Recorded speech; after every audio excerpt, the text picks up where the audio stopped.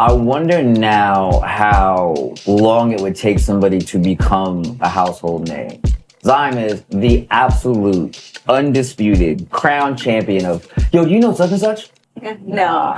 do you know blah, blah, blah? No. But you know, and I don't know if you've ever noticed this, and like this may change our friendship for forever, but you have 3 of those with me. After that 3, do you know? I'm a student of the internet. I'm a student of the internet. I just say yeah after the 3rd time. I'm like, yep, I do. Mm-hmm. I'm a student of the internet. I constantly search, you know, like. Yeah, but is it a certain like niche categories that you gravitate to, like music, for instance? Because you'll name artists that I'm just like.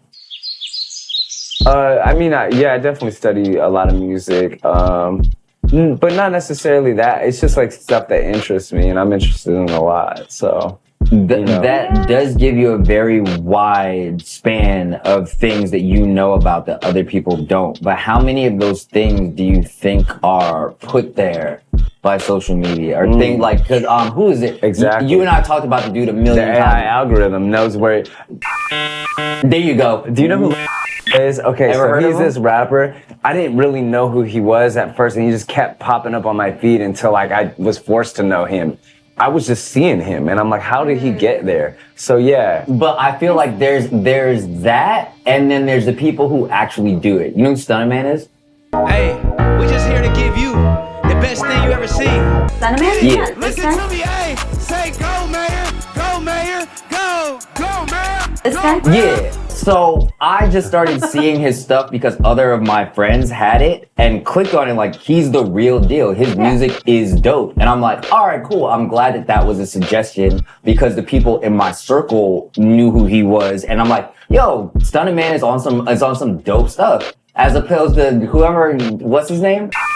Remember, is on more people's pages. Like, I don't care about that dude. Like, it's not, and it's not because Stunner Man is local to the Bay that I like his stuff. I like his stuff because it's good.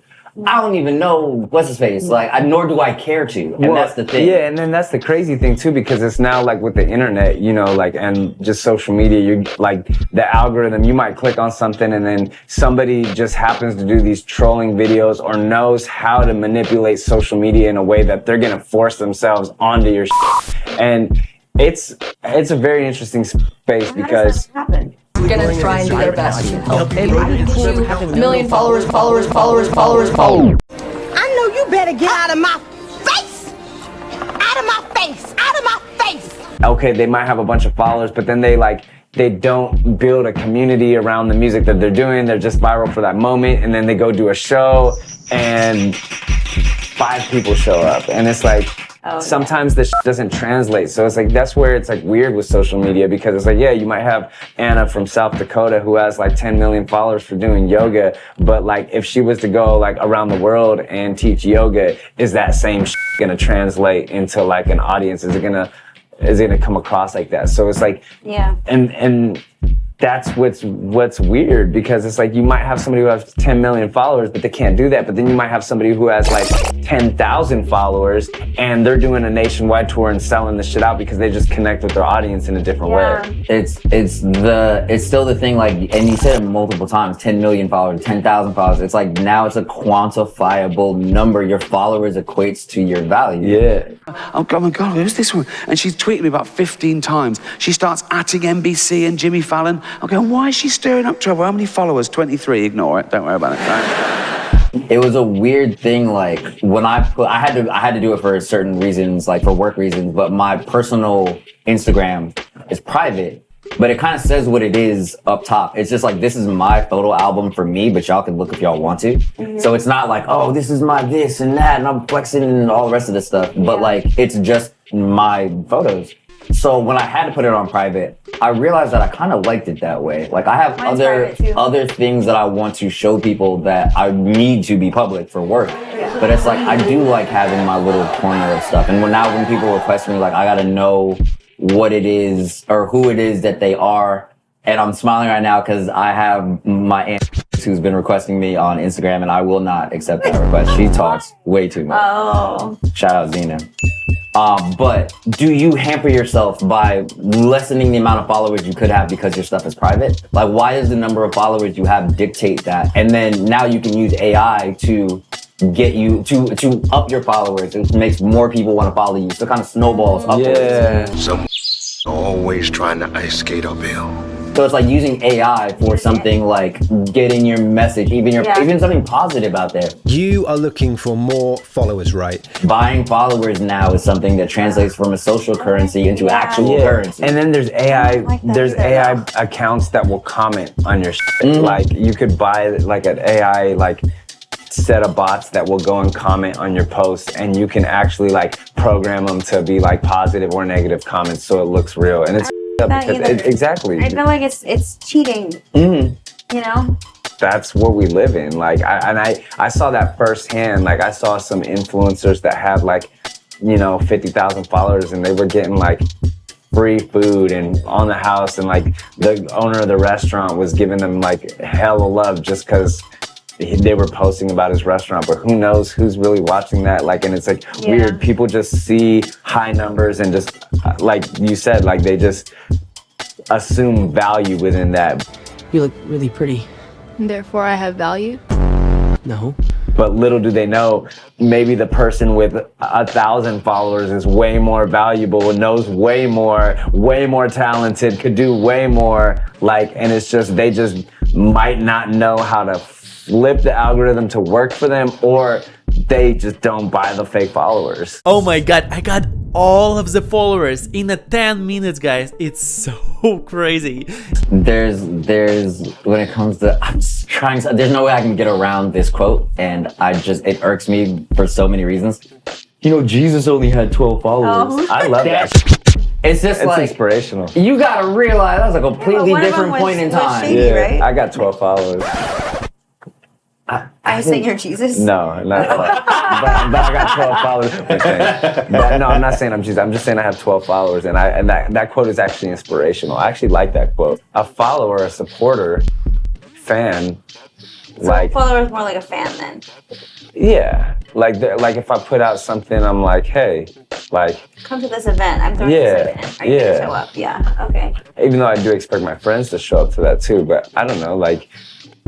A friend is like a personal relationship that like that I can sit and talk with.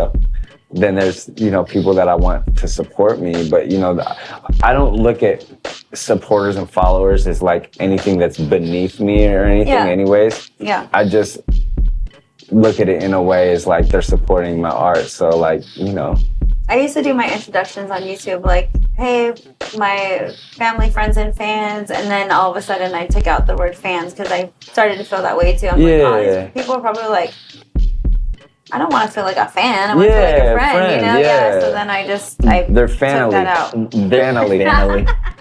There's a beautiful difference in that too. Like, there's two people who who have done it to me in the past. Like, people that like we came up together in college, like been through a whole bunch of stuff together, lived together, all that stuff. And when I see them again, it's like no time has passed. I went to New York once, and my friend Jeff like hopped out of a cab. He was just like, immediately was like, I was supposed to take the subway, but then I missed the subway. Then I had to get on this train. Get this late mother on film. Missed the train, bro. And then just like walked into my boy Quincy's barbershop. And Quincy kind of looked at me like, he didn't even like acknowledge. I'm like, good. Like, we've been friends and so close for so long. Yeah, that's annoying. Like, that you missed the subway, had to get a cab here, pay extra money before you pay for a haircut. Like, don't sit here and be like, oh my God, how have you been? Da-da-da. Like, that brings a disconnect into the friendship. Even at the Duckworth show, like, we went down to LA for a Duckworth show, and we got there like way early. And he was still setting up. He hadn't even like put on like hair and makeup and all that stuff. And he was like still like orchestrating how dancers were gonna do certain things. And he's like very hands-on with the shows that he throws.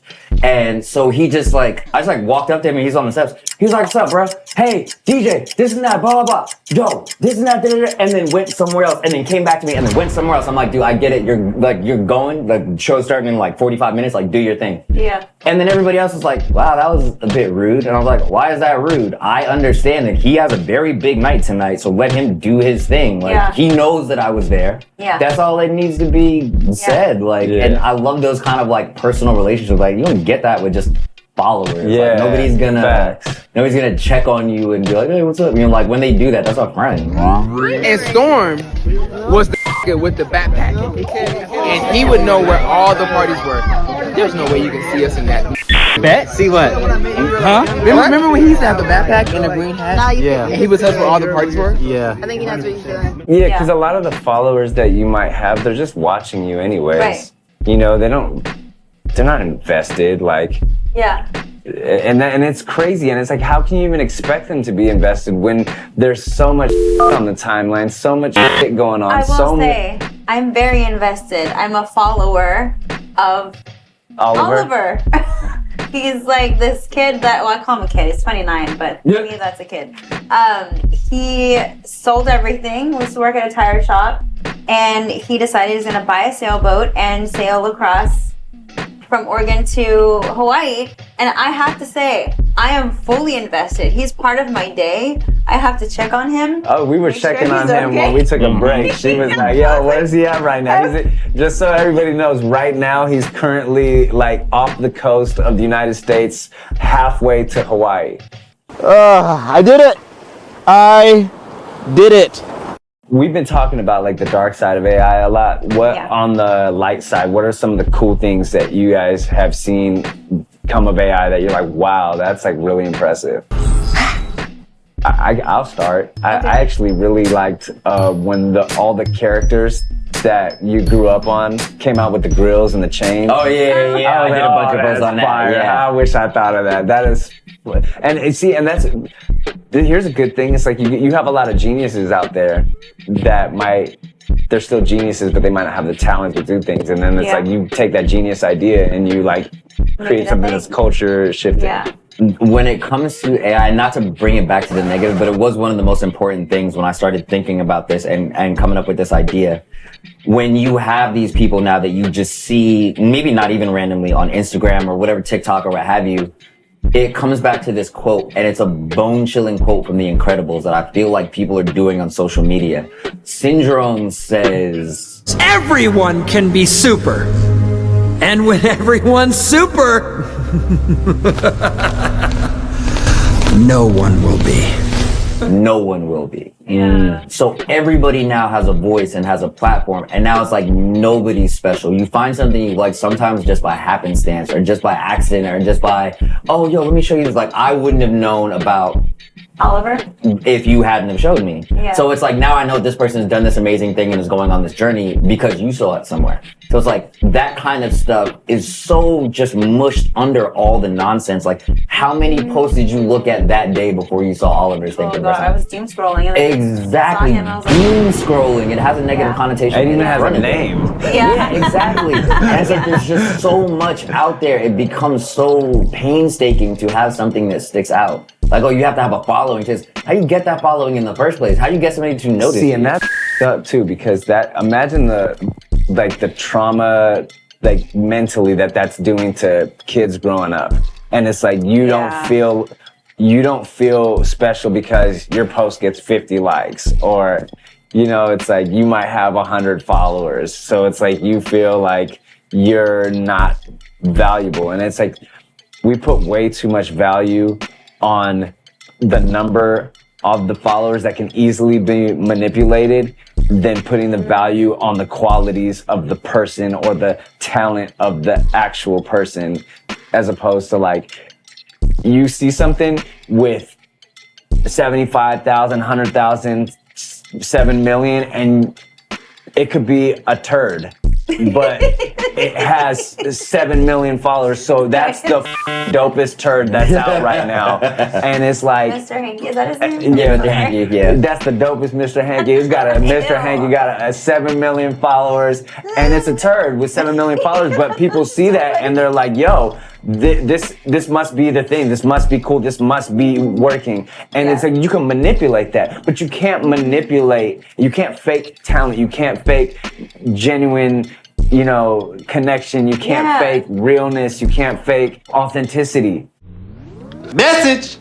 Like you can't fake that. And it sucks that we live in a society where people value the number more than the authenticity. You know, a lot of people don't know, and it's like the dumb person doesn't know. Like, you can kind of tell. Well, for example, you would think that, but even going back to the AI, when I was talking about the battle rappers that were battling, it was like a guy, like two popular battle rappers. It was the real guy battling the AI, and there's a lot of people in the comments that were thinking that the AI was real, and they're like, "Oh my God, this AI is so good." But I'm like, as somebody who knows, like, you know, and is using AI on an everyday basis, I could instantly tell that that wasn't AI and that it was actually somebody creating the lyrics behind it, because it was too, at this point, it was a little too intricate. This bot trying to act like they rap the best. This a level you can't access yet. Like a capture test. You think I can't rhyme on cue? You're high on shrooms. Watch AI step over a human like you Tyronn Lue. People losing jobs to AI, and it's only making tensions worse. Since you out here stealing jobs, well now you finna get this work. You say we trying to take jobs? I feel like I face swap with K-Dot, cause you bitchin' trying to blame bots like when Drake lost. So you have a lot of people that are just like, they see this thing on the internet and they see the 75 million followers from the turd, and it's just like their whole perception is, you know, and it sucks because I hate this quote. I actually hate this quote. The perception is everything. My perception is everything. The truth about reality is neutrality. It's true though. It's true. I mean, obviously, look around. You have all these people faking shit and living these fake lives. No, I was gonna say, I was really thinking like, yeah, perception is everything. You're right. But it's like, how happy, I guess, is that? Like, say you got followers in India, and then followers in Spain, and then followers in England, and then followers in Dubai or whatever. That's like a lot of followers. I've literally met a person of Indian heritage from Spain who lives in England in Dubai, and it's like, that's just one person. But that, that is worth more to me than followers from all those places.